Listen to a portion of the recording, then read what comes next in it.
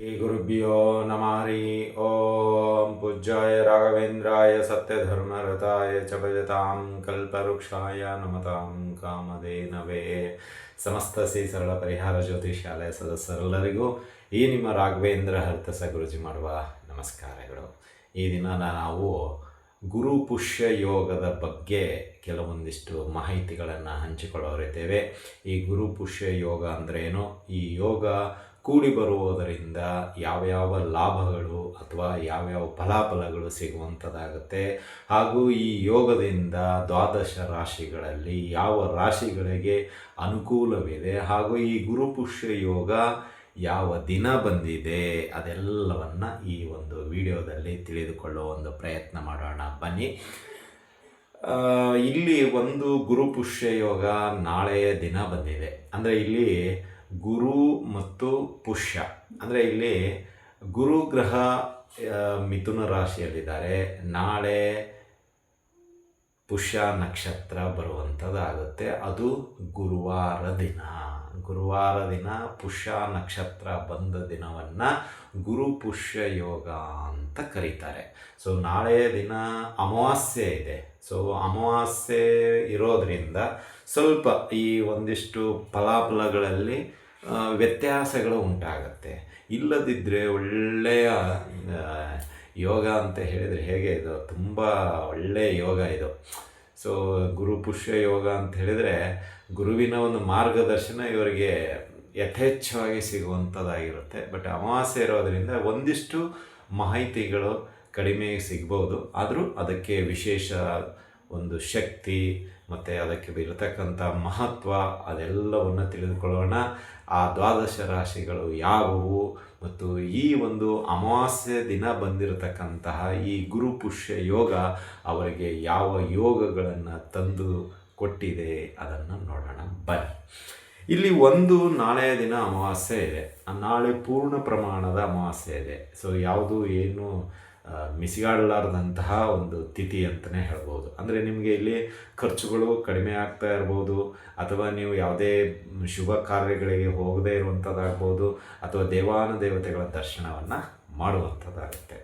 ಇಲ್ಲಿ ಒಂದು ನಾಳೆಯ ದಿನ ಗುರುವಾರ ಅಮಾವಾಸ್ಯೆ ದಿನ, ಮತ್ತು ನಿಮಗೆ ಗುರು ಮಿಥುನ ರಾಶಿಯಲ್ಲಿದ್ದಾನೆ, ಹಾಗೂ ಪುಷ್ಯ ನಕ್ಷತ್ರ ಸಾಯಂಕಾಲ 4:42 ಬರುತ್ತೆ. ಅಂದರೆ ಈ ಯೋಗ ನಾಳೆ ಸಾಯಂಕಾಲ ನಿಮಗೆ ಕೂಡಿ ಬರುವಂಥದ್ದಾಗತ್ತೆ. ಸೊ ಅಲ್ಲಿವರೆಗೂ ನಿಮಗೆ ಪುನರ್ವಸು ನಕ್ಷತ್ರ ಇರುತ್ತೆ 4:42. ನಾಳೆ ಅಮಾವಾಸ್ಯೆ ತಿಥಿ 4 ಗಂಟೆ ಅನ್ನೋದಿಂತ ಫುಲ್ ಡೇ ಇರುತ್ತೆ. ಬಟ್ ನಕ್ಷತ್ರವರೆಗೂ ಹೇಳೋದಾದರೆ ನಿಮಗೆ ನಾಳೆ ಪುನರ್ವಸು ನಕ್ಷತ್ರ ಸಾಯಂಕಾಲ 4:42 ನಂತರದಲ್ಲಿ ಬರೋದೇ ಈ ಪುಷ್ಯ ನಕ್ಷತ್ರ. ಅಂದರೆ ಗುರು ಪುಷ್ಯ ಯೋಗ ಕೂಡಿ ಬರೋದು ನಾಳೆ ಸಾಯಂಕಾಲ 4:42. ಈ ಒಂದು 4:42 ಸಾಯಂಕಾಲದಿಂದ ಆ ಇಡೀ, ಅಂದರೆ ಆ ನಾಳೆಯ ದಿನದಿಂದ ಈ ಒಂದಿಷ್ಟು ದ್ವಾದಶ ರಾಶಿಗಳಿಗೆ ಒಳ್ಳೆಯ ಯೋಗಗಳು ಕೊಡುವಂಥದ್ದಾಗತ್ತೆ. ಅವರ ಒಂದಿಷ್ಟು ಪ್ರಯತ್ನಗಳಿಗೆ ಫಲಗಳು ಸಿಗುವಂಥದ್ದಾಗತ್ತೆ, ಹಾಗೂ ಅವರ ಒಂದು ನಂಬಿರತಕ್ಕಂತಹ ಒಂದಿಷ್ಟು ವಿಚಾರಧಾರೆಗಳಿಗೆ ಶಕ್ತಿ ಕೊಡುವಂಥದ್ದಾಗತ್ತೆ ಅಂತಲೂ ಹೇಳಬಹುದು. ಬನ್ನಿ ಹಾಗಾದರೆ ಈ ಒಂದು ಗುರು ಪುಷ್ಯ ಯೋಗ ಅಂದರೆ ಏನು, ಮತ್ತು ಈ ಒಂದು ಇದಕ್ಕೆ ಮಹತ್ವ ಕೊಡೋದು ಯಾಕೆ, ಅದೆಲ್ಲವನ್ನು ಈಗ ನೋಡಿಕೊಳ್ಳೋಣ ಬನ್ನಿ. ಇಲ್ಲಿ ಒಂದು ನಮಗೆ ಈ ಗುರು ಪುಷ್ಯ ಯೋಗ ಅಂದರೆ ಒಂದು ವಿದ್ಯೆ, ಅಂದರೆ ಗುರು ಅಂದರೆ ಇಲ್ಲಿ ಆಧ್ಯಾತ್ಮಿಕತೆ ಅಷ್ಟೇ. ಇಲ್ಲಿ ಗುರು ಪುಷ್ಯ ಯೋಗ ಅಂದರೆ ಗುರು ಅಂದ್ರೆ ಒಂದು ಆಧ್ಯಾತ್ಮಿಕ, ಒಂದು ಟ್ರೆಡಿಷ್ನಲ್ ಅಂದ್ಕೊಳ್ಳಿ, ಒಂದು ಧಾರ್ಮಿಕ ಅಂತ ಅಂದ್ಕೊಳ್ಳಿ. ಅದಕ್ಕೆ ಜಾಸ್ತಿ ಬಲವಾದ ಒಂದಿಷ್ಟು ಕಾರಣಗಳು ಇರುತ್ತೆ. ಈಗ ನಮಗೆ ಪೂಜೆ ಮಾಡಲು ಇಷ್ಟ ಇಲ್ಲ ಅಂದರೆ ಈ ಗುರು ಪುಷ್ಯ ಯೋಗದ ದಿನದಿಂದ ಆ ರಾಶಿಗೆ ಏನಾದರೂ ಯೋಗ ಇದ್ದದ್ದೇ ಆದಲ್ಲಿ, ಸೊ ಅವರು ಪೂಜೆಗೆ ಇಷ್ಟ ಇಲ್ಲ ಅಂದ್ರೂ ಇಂಟ್ರೆಸ್ಟ್ ಬರುವ ರೀತಿಯಲ್ಲಿ ಗುರು ಆಶೀರ್ವಾದಿಸ್ತಾನೆ ಅಂತಲೇ ಹೇಳ್ಬೋದು. ಅಂದರೆ ಆ ರೀತಿ ಶಕ್ತಿ ಸಿಗುವಂತಾಗುತ್ತೆ ಈ ಗುರು ಪುಷ್ಯ ಯೋಗದಲ್ಲಿ.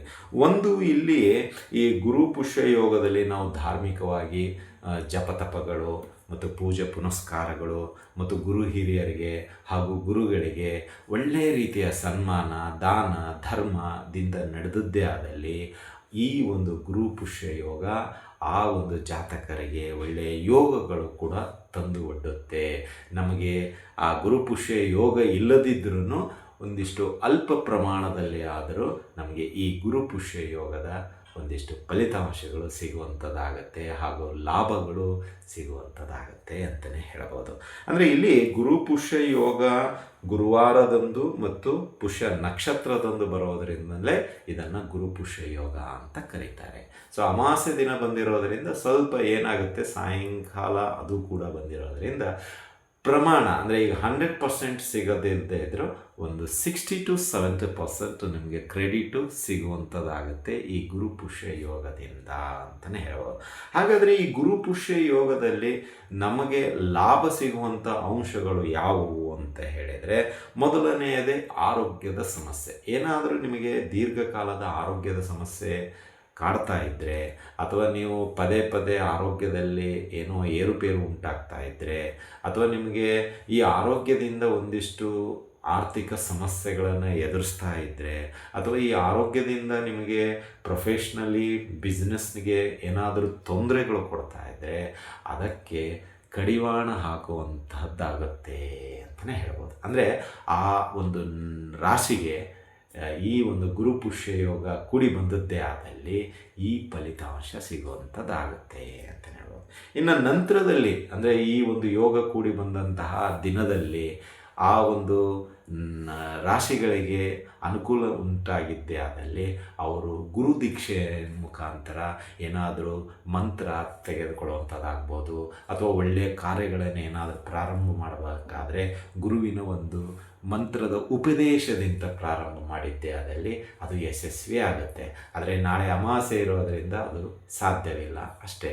ಬಟ್ ನೀವೇನಾದರೂ ಮಂತ್ರಗಳನ್ನು ಕಲಿಬೇಕಾಗಿದ್ದರೆ ಗುರುವಿನ ಉಪದೇಶ ದೀಕ್ಷೆ ಮುಖಾಂತರ ತೆಗೆದುಕೊಂಡು ನೀವು ಕಲಿತದ್ದೇ ಆದಲ್ಲಿ ಅದು ನಿಮಗೆ ಶಾಶ್ವತವಾಗಿ ಒಂದು ಡಿಕ್ಷನರಿ ಟೈಪಲ್ಲಿ ನಿಮ್ಮ ತಲೆಯಲ್ಲಿ ಸದಾ ಇರುತ್ತೆ ಅಂತಲೇ ಹೇಳ್ಬೋದು. ಇನ್ನು ಅದೇ ರೀತಿಯಾಗಿ ನಿಮಗೆ ವ್ಯಾಪಾರ ಚೆನ್ನಾಗಿ ಆಗಬೇಕು, ಅಥವಾ ನಮ್ಮ ಒಂದು ಪ್ರೊಫೆಷ್ನಲ್ಲಿ ಯಾರಾದರೂ ಕಂಪ್ನಿಯಲ್ಲಿ ಕೆಲಸ ಮಾಡ್ತಾ ಇದ್ದಂಥವರಿಗೆ ಏನಾದರೂ ತೊಂದರೆಗಳು ಉಂಟಾಗ್ತಾ ಇದ್ದರೆ, ನಾಳೆ ಗುರುಪುಷ್ಯ ಯೋಗ ಇರೋದರಿಂದ ಈ ಒಂದು ಸಮಯದಲ್ಲಿ ನಿಮ್ಮದೇ ಪೀಠಾಧಿಪತಿ ಆಗಿರ್ತಕ್ಕಂಥವರಾಗಿರ್ಬೋದು, ಅಥವಾ ನೀವು ಗುರುಗಳು ಅಂತ ಕರೆಸಿಕೊಳ್ಳುವಂತಹ ಗುರುಗಳಾಗಿರ್ಬೋದು, ಅಥವಾ ನಿಮಗೆ ಬೋಧನೆ ಮಾಡಿರ್ತಕ್ಕಂತಹ ಗುರುಗಳಾಗಿರ್ಬೋದು, ನಿಮಗೆ ಅವರು ಹತ್ತಿರದಲ್ಲಿದ್ದರೆ ಅವರ ಒಂದು ಆಶೀರ್ವಾದ ಮುಖಾಂತರ ನಾಳೆಯ ದಿನ ನೀವು ಕೆಲವೊಂದಿಷ್ಟು ಆಶೀರ್ವಾದಗಳನ್ನು ಪಡೆದುಕೊಂಡದ್ದೇ ಆದಲ್ಲಿ ನಿಮಗೆ ಈ ಒಂದು ಗುರುಪುಷ್ಯ ಯೋಗ ಕೂಡಿ ಬರುವಂಥದ್ದಾಗತ್ತೆ ಅಂತಲೇ ಹೇಳ್ಬೋದು. ಅಂದರೆ ಇಲ್ಲಿ ಒಂದು ಗುರುಪುಷ್ಯ ಯೋಗ ಕೂಡಿದಂತಹ ರಾಶಿಗಳಿಗೆ ಸಿಗುವಂಥದ್ದು ಒಂದು ಪೂರ್ಣ ಪ್ರಮಾಣದ ಆರೋಗ್ಯ, ಐಶ್ವರ್ಯ, ಸಂಪತ್ತು ಮತ್ತು ವಿದ್ಯೆ. ಅಂದರೆ ವಿದ್ಯೆ, ಗುರು ಅಂದ್ರೆ ವಿದ್ಯೆ, ಅದರಲ್ಲಿ ಪ್ರಿಯಾರಿಟಿ ನಿಮಗೆ ವಿದ್ಯೆ ಬಂದರೆ ಇವೆಲ್ಲ ಸಿಗುತ್ತೆ. ಬಟ್ ಇವೆಲ್ಲ ಸಿಕ್ಕ ಮೇಲೂ ವಿದ್ಯೆ ಸಿಗೋದು ಅದು ತುಂಬ ಶ್ರೇಷ್ಠ. ಹಾಗಾಗಿ ಇಲ್ಲಿ ನಿಮಗೆ ವಿದ್ಯೆ ಯಥೇಚ್ಛವಾಗಿ ಗುರುವಿನ ಮುಖಾಂತರ ಮಾರ್ಗದರ್ಶನ ಮುಖಾಂತರ ಸಿಗುವಂತಾಗುತ್ತೆ ಈಗ ನಾವು ತಿಳಿಸುವಂತಹ ಕೆಲವೊಂದಿಷ್ಟು ರಾಶಿಗಳಿಗೆ ಅಂತಲೇ ಹೇಳ್ಬೋದು. ಅಂದರೆ ಒಂದು ಗುರುಪುಷ್ಯ ಯೋಗದಿಂದ ಸಕಲ ಸಂಪತ್ತುಗಳು ನಿಮಗೆ ದೊರೆಯುತ್ತೆ. ಹೇಗೆ ದಾಸರು ಹೇಳಿದಾಗೆ, ಗುರುವಿನ ಗುಲಾಮನಾಗುವ ತನಕ ದೊರೆಯದಣ್ಣ ಮುಕುತಿ. ಹಾಗೆಯೇ ನಾವು ಗುರುವಿನ ಹತ್ರ ಯಾವ ರೀತಿ ಶರಣಾಗ್ತೀವಿ ಅಥವಾ ಸರೆಂಡರ್ ಆಗ್ತೀವೋ ಆ ರೀತಿ ನಮಗೆ ಫಲಿತಾಂಶಗಳು ಬರುವಂಥದ್ದಾಗತ್ತೆ.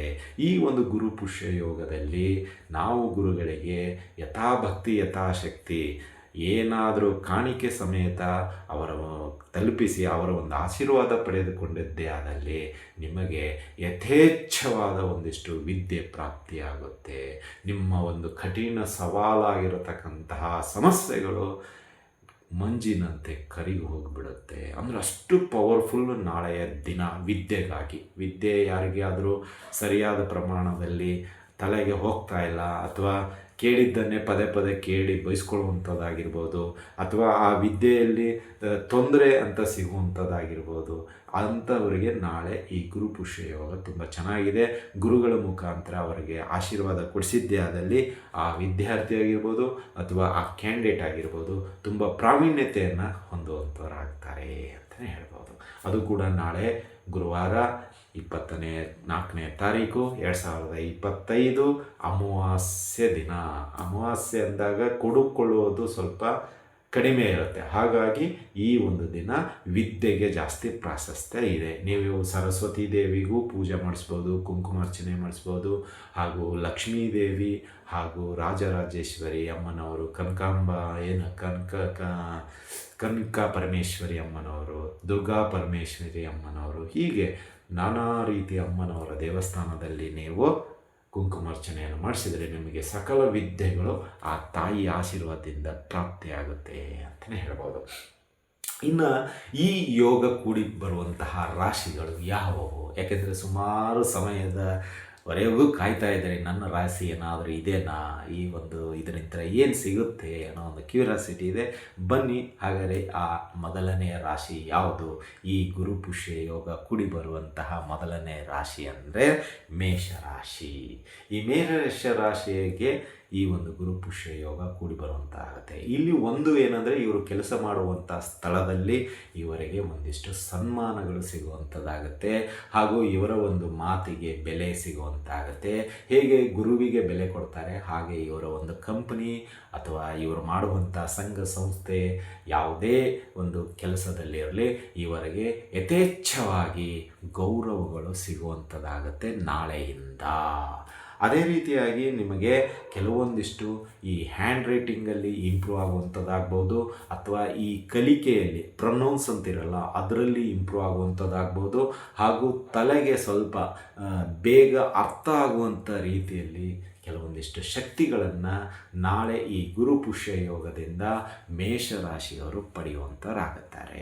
ಇನ್ನು ಇನ್ನೊಂದು, ನಿಮಗೆ ಈ ಒಂದು ನಾಳೆಯ ದಿನದಿಂದ ನಿಮ್ಮ ಒಂದು ವ್ಯಾವಹಾರಿಕವಾಗಿ ಒಂದಿಷ್ಟು ಈ ತಿಳುವಳಿಕೆಯ ಸಮಯ ನಿಮಗೆ ಅಷ್ಟು ಆಗದೇ ಇರೋದನ್ನು ಈ ಗುರು ಪುಷ್ಯ ಯೋಗ ಅದನ್ನು ಪೂರ್ಣ ಪ್ರಮಾಣದಲ್ಲಿ ಅರ್ಥವಾಗುವ ರೀತಿಯಲ್ಲಿ ನಿಮಗೆ ತಲುಪಿಸ್ತಾನೆ ಆ ಗುರು ಅಂತಲೇ ಹೇಳ್ಬೋದು. ಹಾಗಾಗಿ ಈ ಒಂದು ಗುರು ಪುಷ್ಯ ಯೋಗ ಮೇಷರಾಶಿಯವರಿಗೆ ಅವರ ಒಂದು ಪ್ರೊಫೆಷ್ನಲ್ ಕರಿಯರ್ಗೆ ತುಂಬ ಪ್ರಮುಖವಾಗಿ ಒಂದಿಷ್ಟು ಉತ್ತಮ ಫಲಿತಾಂಶ ಕೊಡುವಂಥದ್ದಾಗತ್ತೆ.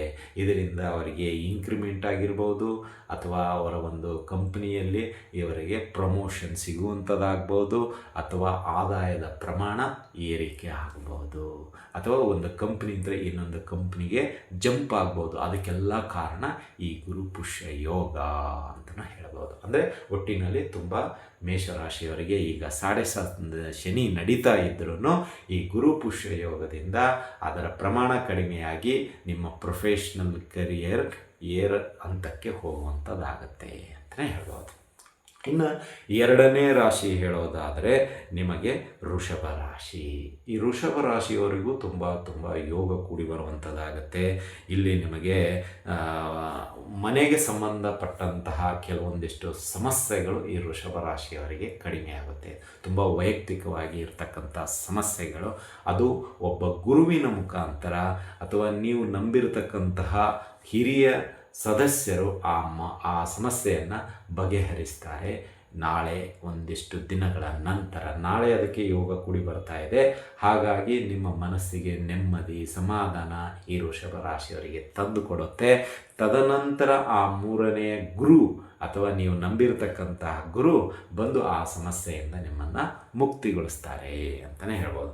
ಅದೇ ರೀತಿಯಾಗಿ ನಿಮಗೆ ಈ ಒಂದು ತಂದೆ ತಾಯಿಗಳ ಒಂದಿಷ್ಟು ಶಾಪ, ಅದೇ ಏನಂತೆ ಪಿತೃದೋಷ ಅಂತೀವಲ್ಲ, ಆ ದೋಷ ಏನಾದರೂ ನಿಮ್ಮ ವೃಷಭ ರಾಶಿಯವರಿಗೆ ಇದ್ದಿದ್ದೇ ಆದಲ್ಲಿ ಆ ಜಾತಕರಿಗೆ ನಾಳೆ ಈ ಗುರು ಪುಷ್ಯ ಯೋಗದಿಂದ ಅದರ ಪ್ರಭಾವ ಕಡಿಮೆಯಾಗುತ್ತೆ. ಏಕೆಂದರೆ ಈ ಒಂದು ಪಿತೃದೋಷ ಇದ್ದದ್ದೇ ಆದಲ್ಲಿ ಜಾತಕದಲ್ಲಿ ಆರ್ಥಿಕ ಸಮಸ್ಯೆ, ಆರೋಗ್ಯದ ಸಮಸ್ಯೆ ಮತ್ತು ಈ ಪ್ರೊಫೆಷ್ನಲ್ಲಿಗೆ ತುಂಬ ಹೊಡೆತ ಬೀಳ್ತಾ ಇರುತ್ತೆ, ಹಾಗೂ ಸಂತಾನದ ಕೂಡ ಪ್ರಭಾವ ಬೀರುತ್ತೆ.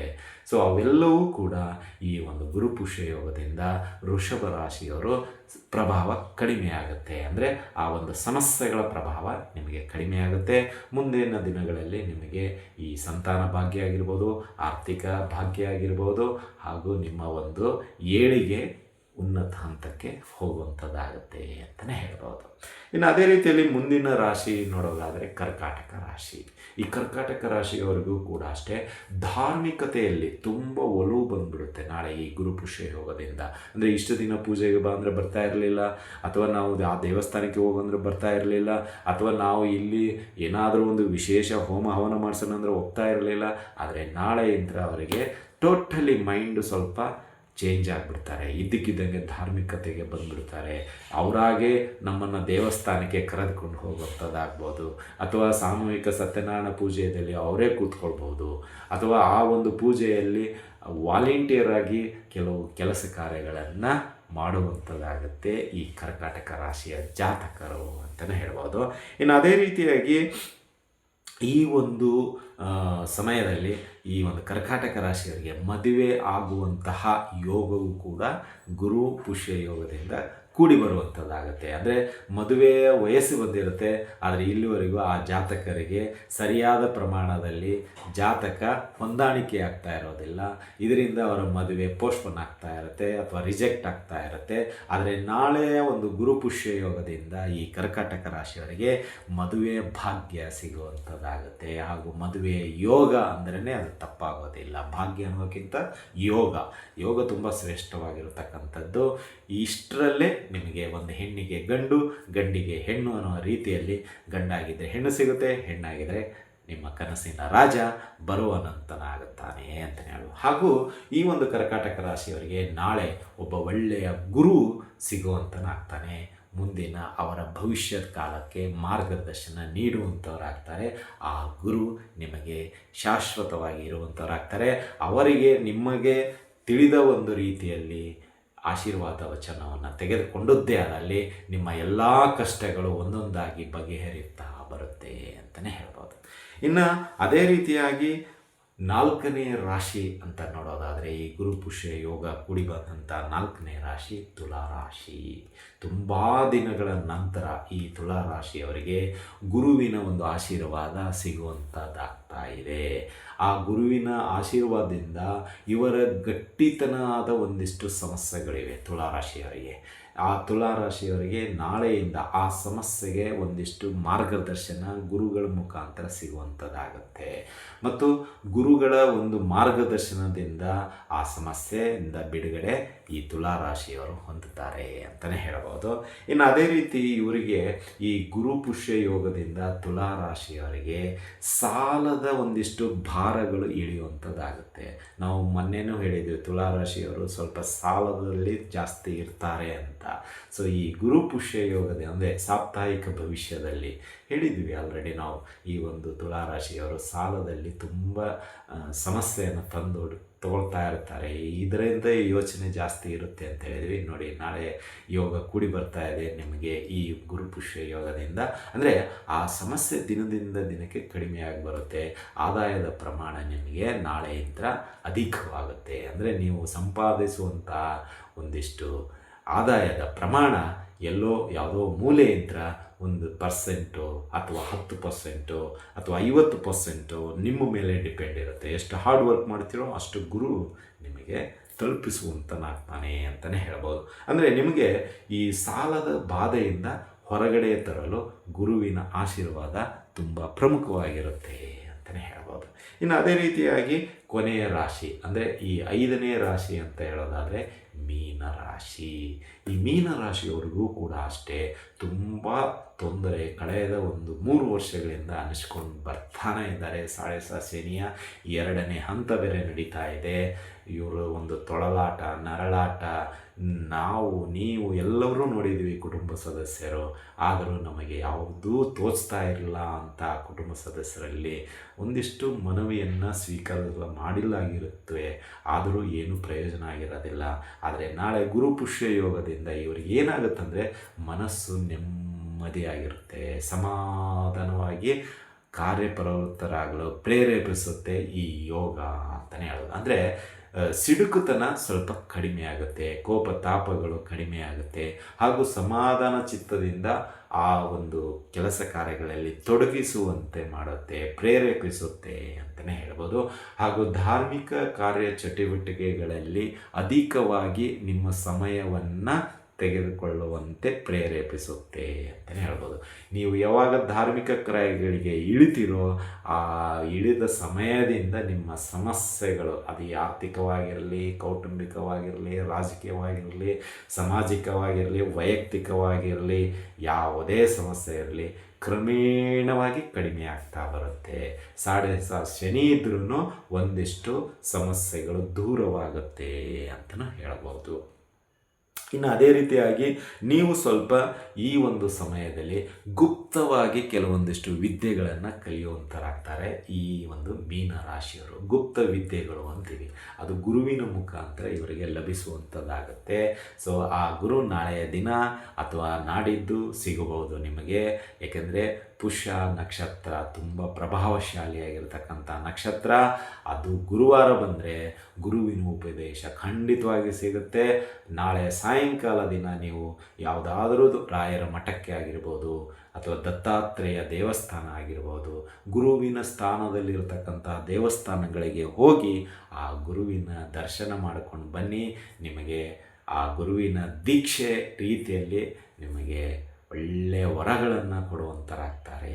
ಈ ಗುರುಪುಷ್ಯ ಯೋಗದಿಂದ ಮೀನರಾಶಿಯವರಿಗೆ ಬಲವಾದ ಶಕ್ತಿ ಬಂದಂತಾಗುತ್ತೆ ಅಂತಲೇ ಹೇಳಬಹುದು. ಇದಿಷ್ಟು ಈ 5 ರಾಶಿಗಳಿಗೆ, ಮೇಷ, ವೃಷಭ, ಕರ್ಕಾಟಕ, ತುಲ ಮತ್ತು ಮೀನರಾಶಿಯವರು. ಈ 5 ರಾಶಿಗಳಿಗೆ ಆ ಗುರುರಾಯರು ಆಯುರಾರೋಗ್ಯ ಭಾಗ್ಯಗಳನ್ನು ಕೊಟ್ಟು ಅವರ ಸಕಲ ಕನಸುಗಳು, ಇಷ್ಟಾರ್ಥಗಳು ಈಡೇರಿಸಲಿ ಅಂತ ಪ್ರಾರ್ಥಿಸುತ್ತೇವೆ. ಇನ್ನು ಯಾರಿಗೆ ಈ ಒಂದು ಗುರುಪುಷ್ಯ ಯೋಗ ಕೂಡಿ ಬಂದಿಲ್ವೋ ನೀವು ಏನು ಚಿಂತೆ ಮಾಡಬೇಡಿ. ನಾಳೆ ರಾಯರ ಮಠಕ್ಕೆ ಅಥವಾ ದತ್ತಾತ್ರೇಯ ಮಠಕ್ಕೆ ಅಥವಾ ಗುರುಗಳು ಅಂತ ಕರೆಸಿಕೊಳ್ಳುವಂತಹ ದೇವಸ್ಥಾನಗಳಿಗೆ ಹೋಗಿ ಬನ್ನಿ. ಯಥಾಭಕ್ತಿ ಯಥಾಶಕ್ತಿ ಏನು ಸೇವೆ ಮಾಡಬೇಕು ಅಂದ್ಕೊಂಡಿರೋ ಮಾಡಿ. ಸೊ ಅದರಲ್ಲೂ ದರ್ಶನ ಮಾಡುವುದರಿಂದಲೂ ಕೂಡ ನಾವು ಈ ಗುರುಪುಷ್ಯ ಯೋಗದ ಒಂದಿಷ್ಟು ಅಲ್ಪ ಪ್ರಮಾಣದಲ್ಲಾದರೂ ಶಕ್ತಿಯನ್ನು ಪಡೆದುಕೊಳ್ಳುವಂಥದ್ದಾಗುತ್ತೆ ಅಂತಲೇ ಹೇಳ್ಬೋದು. ಎಲ್ಲರಿಗೂ ದಯಪಾಲಿಸಲಿ ಆ ಗುರುರಾಯರು. ಸಮಸ್ತ 12 ರಾಶಿಗಳಿಗೂ ಆ ಒಂದು ಗುರುರಾಯರು ಶಕ್ತಿ, ಗುರುರಾಯರ ಭಕ್ತಿ, ಗುರುರಾಯರ ಮಾರ್ಗದರ್ಶನ ನಮ್ಮೆಲ್ಲರಿಗೂ ಯಥೇಚ್ಛವಾಗಿ ಸಿಗುವಂಥದ್ದಾಗಲಿ ಈ ನಮ್ಮ ಸರಳ ಪರಿಹಾರ ಜ್ಯೋತಿಷಾಲಯ ಸದಸ್ಯರಿಗೆ ಅಂತ ನಾವು ಪ್ರಾರ್ಥಿಸುತ್ತೇವೆ. ಮತ್ತು ಸಮಸ್ತ ಸೇವಾ ಕರ್ತರಾಗಿರಲಿ, ಸಮಸ್ತ ಸದಸ್ಯರಾಗಿರಲಿ, ಎಲ್ಲರಿಗೂ ತಮ್ಮ ಒಂದು ಕನಸು ಅಂತಿರುತ್ತೆ. ಆ ಎಲ್ಲ ಕನಸುಗಳಿಗೆ ಆ ಗುರುರಾಯರು ಸದಾಕಾಲ ಮಾರ್ಗದರ್ಶನ ನೀಡಿ ಅದಕ್ಕೆ ಇರತಕ್ಕಂಥ ತಡೆಗಳನ್ನು ಎಲ್ಲವನ್ನು ನಿವಾರಿಸಿ ನಮಗೆ ಮುಂದೆ ಹೋಗುವಂತಹ ದಾರಿ ಹೂವಿನ ರೀತಿಯಲ್ಲಿ ಇರಲಿ ಅಂತ ಪ್ರಾರ್ಥಿಸುತ್ತೇವೆ. ಇದಾಗಿತ್ತು ಈ ಗುರುಪುಷ್ಯ ಯೋಗದ ಒಂದು ವಿಶೇಷ. ನಾಳೆಯ ದಿನ ಕೂಡ ಅಷ್ಟೇ ಈ ಅಕ್ಷಯ ತೃತೀಯ ದಿನ ಇರುವ ರೀತಿಯಲ್ಲಿ ಇದೆ ಈ ಗುರುಪುಷ್ಯ ಯೋಗ. ನೀವು ಎಷ್ಟು ಗುರುಗಳಿಗೆ ದಾನವಾಗಿ ನಿಮ್ಮ ಒಂದು ಯಥಾಭಕ್ತಿ ಯಥಾಶಕ್ತಿ ಆ ಗುರುಗಳಿಗೆ, ಆ ಗುರುರಾಯರಿಗೆ ಸೇವೆಯನ್ನು ಮಾಡಿಸ್ತಿರೋ, ಕಾಣಿಕೆ ಕೊಡ್ತಿರೋ, ಅದೆಲ್ಲವೂ ನಿಮಗೆ ಅಕ್ಷಯ ರೀತಿಯಲ್ಲಿ ವಾಪಸ್ ಬರುವಂಥದ್ದಾಗುತ್ತೆ. ಅಥವಾ ನೀವು ನಂಬಿರತಕ್ಕಂತಹ ಗುರುಗಳಿಗೆ ಕಾಣಿಕೆ ಕೊಟ್ಟದ್ದೇ ಆದಲ್ಲಿ, ಆ ಗುರುಗಳ ಆಶೀರ್ವಾದ ಪಡೆದುಕೊಂಡದ್ದೇ ಆದಲ್ಲಿ, ಆ ಒಂದು ಕಾಣಿಕೆ ನಿಮಗೆ ಅಕ್ಷಯ ಪಾತ್ರೆ ರೀತಿಯಲ್ಲಿ ಸದಾ ನಿಮಗೆ ನಿಮ್ಮ ಜೊತೆಯಲ್ಲೇ ಇರುವಂತೆ ಅನುಕೂಲವಾಗುತ್ತೆ ಅಂತಲೇ ಹೇಳ್ಬೋದಾಗಿ. ಇದಾಗಿತ್ತು ಈ ಒಂದು ಗುರುಪುಷ್ಯ ಯೋಗದ ಮಹಿಮೆ, ಮಹತ್ವ, ಫಲಾಫಲಗಳು ಹಾಗೂ 12 ರಾಶಿಗಳು ಯಾವ್ಯಾವ ಏನು ಸಿಗುತ್ತೆ ಅಂತ ಹೇಳಿದ್ದೀವಿ. ಅದೇ ರೀತಿ ನಾಳೆಯ ದಿನ ನೀವು ವಿಶೇಷವಾಗಿ ದೇವಸ್ಥಾನಕ್ಕೆ ಹೋಗೋದಾದರೆ ರಾಘವೇಂದ್ರ ಸ್ವಾಮಿ, ದತ್ತಾತ್ರೇಯ ಹಾಗೂ ನಿಮ್ಮದೇ ಆದಂತಹ ಪೀಠಾಧಿಪತಿ ಇರತಕ್ಕಂತಹ ದೇವಸ್ಥಾನ ಹಾಗೂ ಆ ಗುರುಗಳ ದರ್ಶನ ಮಾಡೋದರಿಂದ ಈ ಗುರುಪುಷ್ಯ ಯೋಗ ಇನ್ನೂ ಒಂದಿಷ್ಟು ಯೋಗಗಳನ್ನು ತಂದುಕೊಡುತ್ತೆ ಅಂತಲೇ ಹೇಳಬಹುದು. ಹಾಗೂ ನಿಮ್ಮದೇ ಆದಂಥ ನಂಬಿಕೆ ಇರತಕ್ಕಂತಹ ಒಂದಿಷ್ಟು ಕಾಣಿಕೆಗಳನ್ನು ಆ ಗುರುಗಳಿಗೆ ಸಲ್ಲಿಸಿ ಅವರ ಆಶೀರ್ವಾದವನ್ನು ಪಡೆದುಕೊಳ್ಳಿ. ಅದು ನಿಮಗೆ ಸದಾ ಅಕ್ಷಯ ರೀತಿಯಲ್ಲಿ ಅವರ ಆಶೀರ್ವಾದ ಇರುತ್ತೆ ಅಂತಲೇ ಹೇಳ್ಬೋದು. ಎಲ್ಲರಿಗೂ ಈ ಒಂದು ಗುರುಪುಷ್ಯ ಯೋಗ ಒಳ್ಳೆಯ ಯೋಗವನ್ನು ತಂದುಕೊಡಲಿ. ಈ ಒಂದು ಶ್ರಾವಣ ಮಾಸ ಬರುವಂಥದ್ದಾಗಿದೆ. ಆ ಶ್ರಾವಣ ಮಾಸದಿಂದ ನಿಮ್ಮ ಎಲ್ಲ ಕಷ್ಟಗಳು ನಿವಾರಣೆಯಾಗಿ ಅಷ್ಟ ಐಶ್ವರ್ಯಗಳನ್ನು ಪಡೆದುಕೊಂಡು ಆಯುರಾರೋಗ್ಯ ಭಾಗ್ಯದಿಂದ ಬಾಳಿ ಅಂತ ಪ್ರಾರ್ಥಿಸುತ್ತೇವೆ. ಶುಭವಾಗಲಿ. ಶುಭಮಸ್ತು. ಶುಭಂ ಭಯಾತ್. ಈ ಒಂದು ವಿಡಿಯೋ ನಿಮಗೆ ಇಷ್ಟ ಆಗಿದ್ದರೆ ಲೈಕ್ ಮಾಡಿ, ಇನ್ನೂ ಇಷ್ಟ ಆಗಿದ್ದರೆ ಶೇರ್ ಮಾಡಿ, ಇನ್ನೂ ಇಷ್ಟ ಆಗಿದ್ದರೆ ನಮ್ಮ SSV ಜ್ಯೋತಿಷಾಲಯ ಯೂಟ್ಯೂಬ್ ಚಾನಲನ್ನು ಬೆಂಬಲಿಸಿ ಅಂತ ಹೇಳ್ತಾ ಇಲ್ಲಿಗೆ ಮುಗಿಸ್ತಾ ಇದ್ದೀವಿ. ಶುಭಮಸ್ತು. ಶುಭಂ ಭಯಾತ್. ಸರ್ವೇ ಜನಃ ಸುಖಿನೋ ಭವಂತು.